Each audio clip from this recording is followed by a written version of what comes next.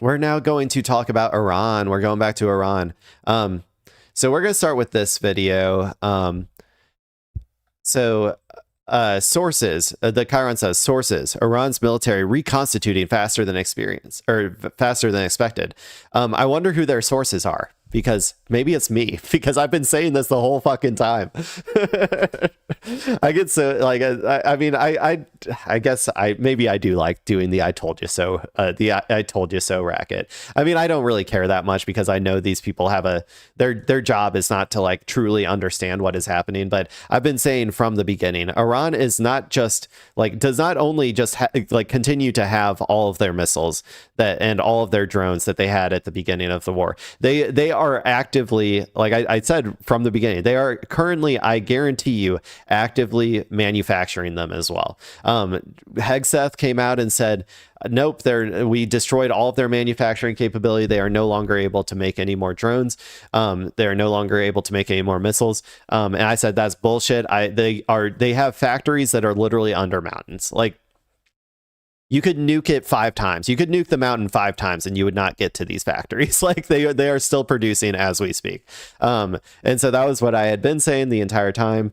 And now look at that. I am proven correct yet again. So let's go ahead and watch this video, and we'll analyze if these people, I'm sure they're going to be pretty butthurt about this, this obvious information that anybody who has half a brain could have foretold that this was going to be the case. But let's go ahead and watch it. U.S. intel assessments actually assess that Iran is rebuilding its military industrial capacity at a much faster rate than previously anticipated. One U.S. official actually told us that, quote, the Iranians have exceeded all timelines. Look. Missile cities, man, under mountains. This is under a mountain. 5 nukes would not make it to this. Okay. So what the fuck are our airdrops going to like, or our standard missiles going to do? It's ridiculous that anybody thought that this stuff was ever going to get, wiped out or whatever. Like, it's ridiculous. The intel community had for reconstitution of their military capabilities. And one big example of that is how fast they have been able to rebuild their drone program. They have restarted that program. We're told they have already been able to produce a lot of new drones, and their drone program could actually be fully reconstituted, we are told, within 6 months. And that's worth noting as well, because of course those drones pose. Guess what? I wouldn't be surprised if they have more drones now than they started the war with. I wouldn't be that surprised, to be honest. They've had a few weeks now of not even using any of them. And they were using very few near the end, because they were getting such successful hit rates. I wouldn't be surprised if they have more drones now than they started the war. I'm just saying. Pose a huge threat to Iran's regional adversaries, many of which are U.S. allies. They have proven to be extremely lethal, these drones. One of these drone attacks actually hit a U.S. military facility early in the conflict and killed U.S. service members. So the drones do pose a huge threat. And even prior to them reconstituting their drone program, they still had thousands of one-way attack drones still in their inventory. So this is just adding to that. In addition to this, they are also able to. She said thousands. What the fuck is she talking about? I mean, if you go by like the NatSec establishment's numbers, it's like 60 or 70,000 or something. The real number, though, I guarantee you, is over 100,000, like hundreds of thousands of drones that they have. And even now, like I said, I bet it's still over 100,000 drones that they have.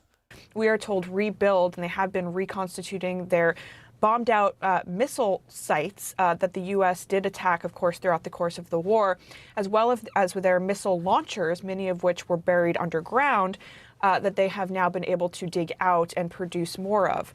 And the reason for this is multifaceted. Part of it is that Russia and China were told. And just so you know that I'm I'm not making this shit up, okay? I mean, this is total stockpile estimates pre-war, 80,000 is what they said. I guarantee you it's above that. Those numbers are always a low ball. It is over 100,000 for sure. And now it's probably just as high. Like, I don't know, man. I'm sorry. I'm really doing I'm trying to just make people understand, like, this is you need to not take a lot of the things that our government says seriously when it comes to like their bluster about this. You also need to not take any media that takes what our government says seriously. You need to, like, if CNN was out there reporting about how, oh yeah, they're we've definitely like, or I don't know. I feel like I read some articles and stuff, or like from like New York Times or whatever, where they're like, oh yeah, we have decimated 50% of their missile stockpiles or something or whatever, right? Like, and you can never take that shit seriously. You need to think critically. You need to think about the actual real material conditions of Iran and how they have constituted their military, how they like just how they have chosen to operate in order to prepare for this moment for 30 years. You need to like really analyze the material on the ground of how they operate, and you will come out on top in terms of like knowing what's actually going on, like 10 times better than just the average like CNN viewer or New York Times reader or whatever, right? Have continued to provide assistance to the Iranians. The Chinese have continued, for example, to provide missile components to the Iranians throughout the course of the war, something that Beijing denies, but that U.S. intelligence has seen very clearly. And the Russians, of course, have continued to provide dual-use technology, drone tactic advice as well to the Iranians that has allowed them to continue to produce and manufacture a lot of this equipment.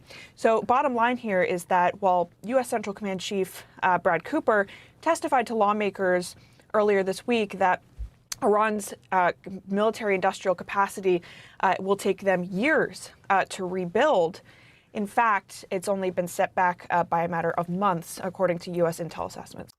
I'm telling you, that's still an overestimate. They're probably just as strong as they were when we started, man.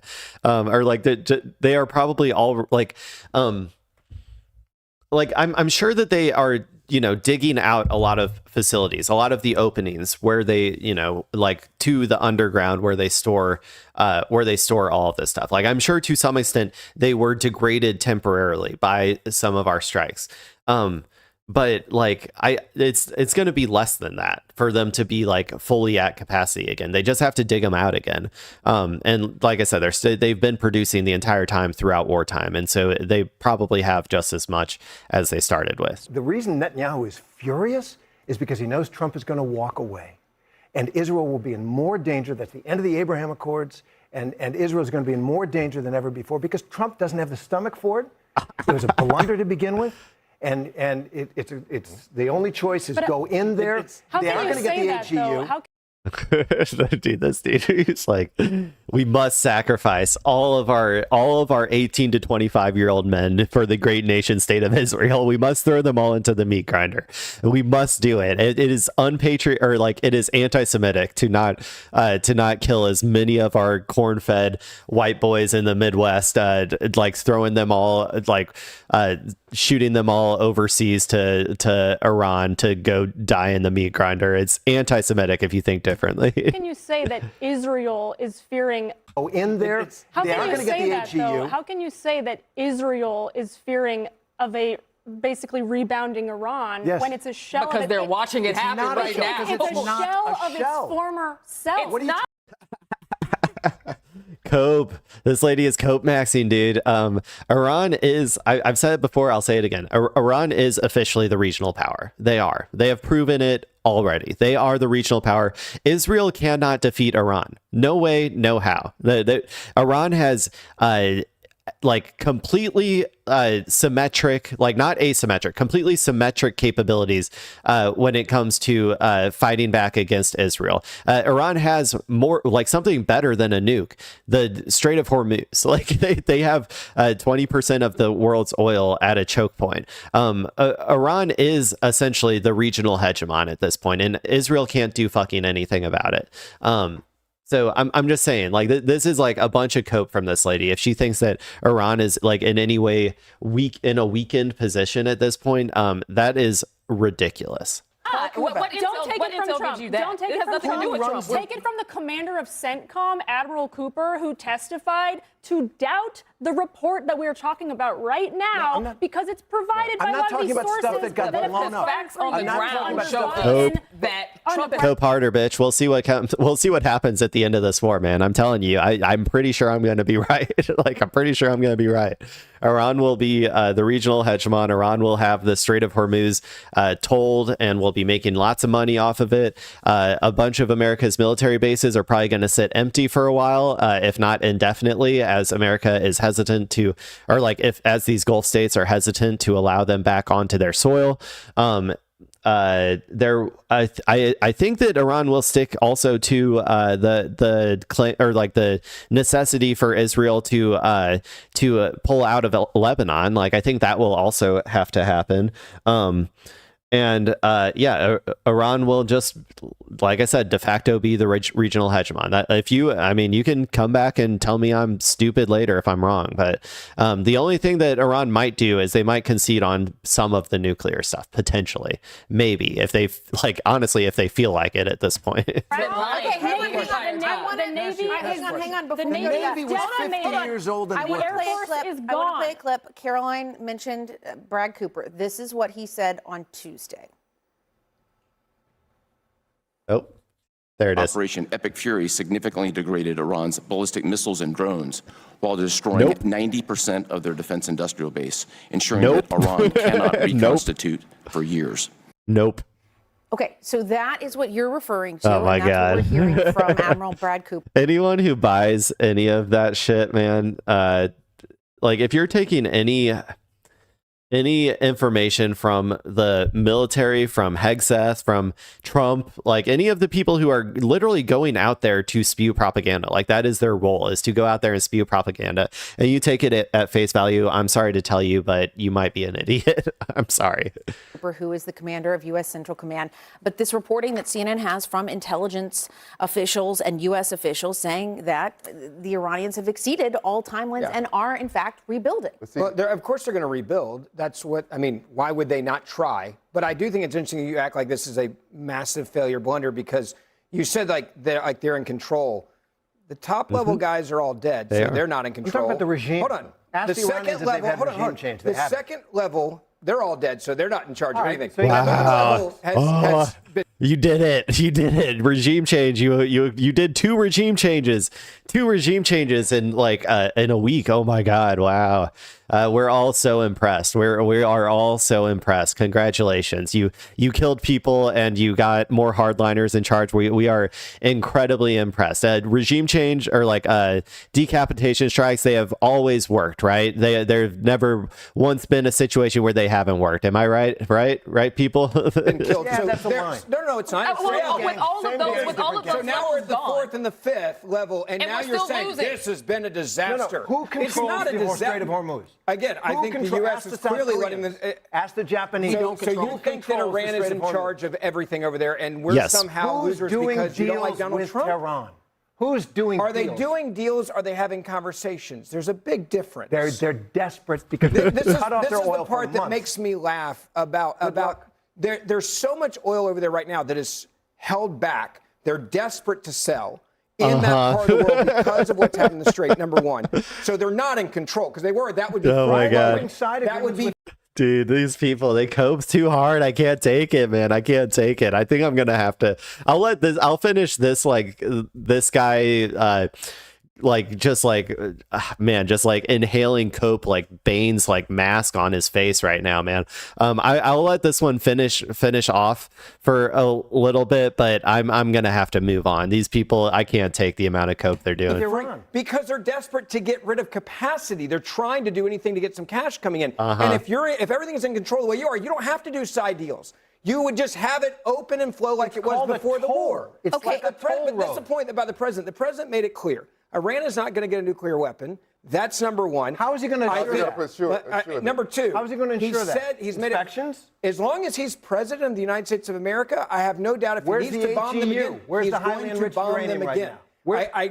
What's that gonna do though, man? It didn't do shit last time. He bombed them last time. It didn't do shit. What's going to change this time? Nothing. Absolutely nothing, man. These people are brain dead. They're so stupid. That's just the raw Bird brain. material, but the capacity has been decimated, and that takes a long time to rebuild. If you really believe that Iran is sitting back right now, 5 levels deep of dead guys, and going, man, we're really in charge right now. Like, yeah, I think that they are. 100%. Yes, 100%. 100%. Iran is more confident now than they have ever been, because Iran has, America has failed so spectacularly. Like, nobody, not even me, a crazy, unpatriotic leftist or whatever who hates America, as they would portray me as, like, not even I thought that America would fail this hard. I thought that America still had some, like, actual motion when it came to their capabilities in terms of like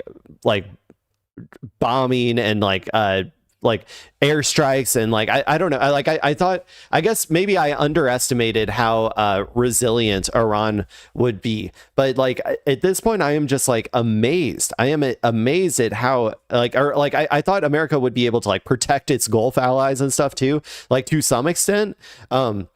They weren't even able to protect Israel, man. Like it is insane how terrible America did in this war. These people just look like lunatics at this point. This guy right here, the way he talks about this shit, he just sounds like a fucking like hysterical like zealot, like a religious zealot who just like if he doesn't properly express his his love and adoration for the Trump regime, like he's going to be smited down or something. Like it is, these people are hysterical. I'm going to listen to this girl's response. She seems like one of the only people, I guess this guy is also maybe I don't know, on the liberal side or something. I don't know. But I'm going to try and listen to her response and then I'm going to move on. Why do you think that? Why do you think that? Because every bit of capability or intel that we've had has proven itself to be faulty. And that's either because there is a miscommunication or somebody's straight line. At the end of the day, we're spending $1 billion plus a day at a war that we are losing. Where faulty, everything's been faulty. Give me an example of that. We said they knocked out their missile capacity. They have 70% still. They said that they had totally annihilated it. That came from the president of the United States. He went on a PR tour telling us he annihilated something he absolutely did not. You think they that didn't wake up one morning and all of a sudden rebuild their entire nuclear capacity. You believe that Iran right now is exactly as powerful as they were? I never said that. No, I think that they're more powerful now. That's what I'm saying. I think they are more powerful now than when we started. Yes. Okay. I'm done. I can't take it. I can't take it. These people, they are freaks. They are losers. I can't take it. They are going, we'll see who's right. I'm confident that I'm going to be proven right in the end, man. We'll see. We'll see. Give it time, buddy. I'll let you know. I'll go give you my I told you so's at the end, just like I did today. But okay, let's do one more thing. This is a shorter video when it comes to Iran. This is from Bloomberg podcast. I almost never watch Bloomberg, but this is Iran looks at setting up permanent Hormuz toll system. My understanding is that they're going forward with this right now. I think Iran is talking with Oman to like coordinate some sort of like maybe like mutual tolling. I think they might be doing something like that in order to like maybe like ease it a little bit in the eyes of the international world, because like the West is so primed against Iran, and Oman or like the Gulf states are generally seen as aligned with the West or whatever. So I think that like Iran might be doing a little bit of strategic, like strategic, like sort of like, oh, we might we'll both Oman and us will both, take part in this tolling system. And that way it might ease the like soothe the Westerners a little bit. But so let's go ahead and watch this video. We got Tyler Kendall here talking about the permanent Hormuz toll system, and we'll see what's going on with it. Earlier today, Iran's ambassador to France told Bloomberg News that the country is working on a formalized system with Oman to charge tolls through the Strait of Hormuz as Iran continues to grip on to its control when it comes to the waterway. President Trump moments ago in the Oval Office told reporters that he doesn't like that idea. We want it open. We want it free. We don't want tolls. It's international. It's an international waterway. They're not charging tolls. Again, what are you going to do about it? We live in a might makes right world now, baby. That's what you created, Donald Trump. Well, not you. Biden also played his part, but like we live in a might makes right world at this point. So Iran has the might, Iran has the right. Nothing you can do about it. I'm serious. There's nothing you can do about it. You already tried to open it up. You failed. You're going to have to go home eventually, and Iran will de facto control the strait. So. Right now, they are losing $500 million a day is what it's projected. I don't know, it sounds like a lot of money, but whether probably it's bullshit too, 500 but or 200 or 300, they're losing a lot of money. There hasn't been a ship that's been able to get through without our approval. That was President Trump's response to a question asked by Bloomberg's very own Jeff Mason, who was in the Oval with the president and is now on the North Lawn of the White House, joining us here on Bloomberg TV and radio. So, Jeff, it seems that Iran is clearly on a different page than President Trump when it comes to this issue, but the president still maintains that this conflict is going to end soon. How is that going to happen if these two sides are still this far apart? Well, that's a great question. He did say that he thinks it's going to end soon, but he obviously does not see the Strait of Hormuz in the same way that Iran sees it. And the big question will be whether or not that's a big enough sticking point to prevent them from receiving or getting to a peace deal, or whether that's something that the president is willing to table. And we don't know the answer to that. What we do know is Iran is using this. Dude, this is the most triumphant music I've ever heard for the most boring ass analysis. Strait of Hormuz as a cudgel, and has learned over the last several weeks of this war that it has the upper hand with regard to the Strait of Hormuz. And so the question is, does the rest of the world accept that, and in particular, does President Trump accept that, or does it derail a peace deal that they're currently working on putting together?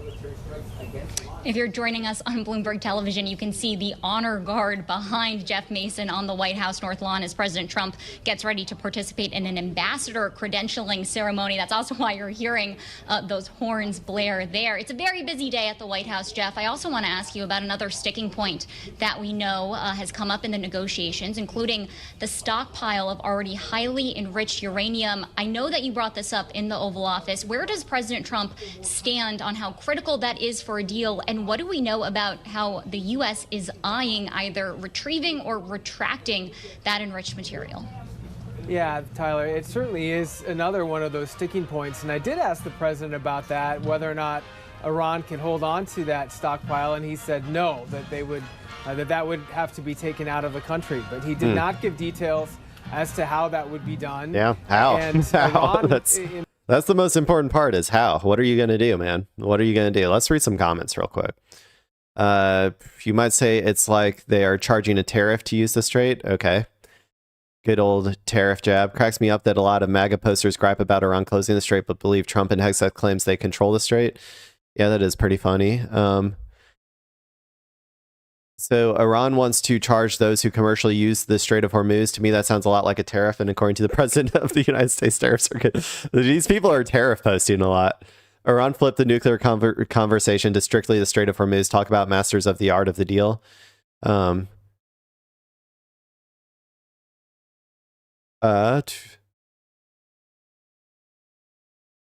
this is called the art of the deal. People are just roasting Trump, I guess. I was curious if people...